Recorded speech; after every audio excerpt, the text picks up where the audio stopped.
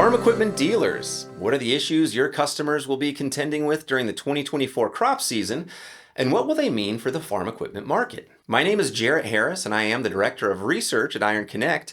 As we begin to eye spring planting, it's a good time to review the backdrop of the ag economy to calibrate our expectations for 2024. There are so many issues that come into play here, but I wanted to discuss three factors I expect will impact U.S. farmers and, in turn, farm equipment spending this year. The first factor I'm watching: in general, U.S. farmers are starting out the 2024 crop year on sound financial footing. You've no doubt seen the doom and gloom headlines about the precipitous fall in net farm income last year.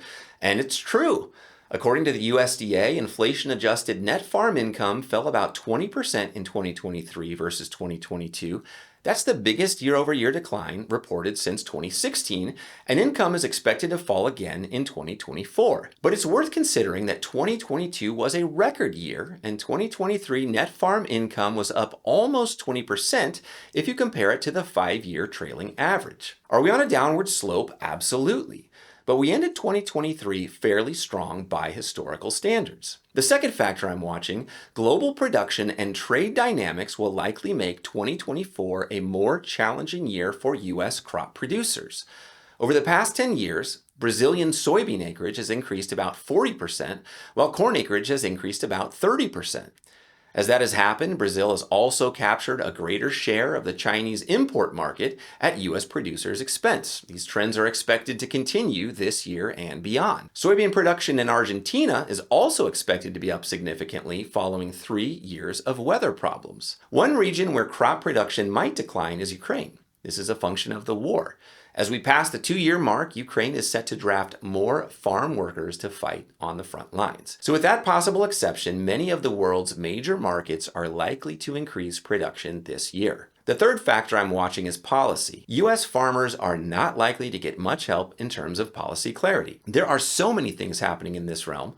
Short term, the Endangered Species Act is increasingly making pesticide applications more complicated. Longer term, things like the FAA's targets on sustainable aviation fuel could be a boost to crop demand. In the meantime, 2024 passage of a farm bill looks unlikely, and there's an election of consequence coming in November. So not a lot of clarity expected with regards to policy. So what does this mean for the farm equipment market? Well, in conversations with dealers and farmers, I've heard conflicting thoughts. Everyone seems to agree on a general expectation of spending decline, but the potential mix between new and used equipment sales is up for debate. Some of the large row crop operations I've spoken with expect to purchase used equipment this year instead of new in order to lower their purchase price. Some dealers I've spoken with have reported the opposite, seeing new equipment become more attractive versus used because of the incentive and financing rates on multi-unit deals.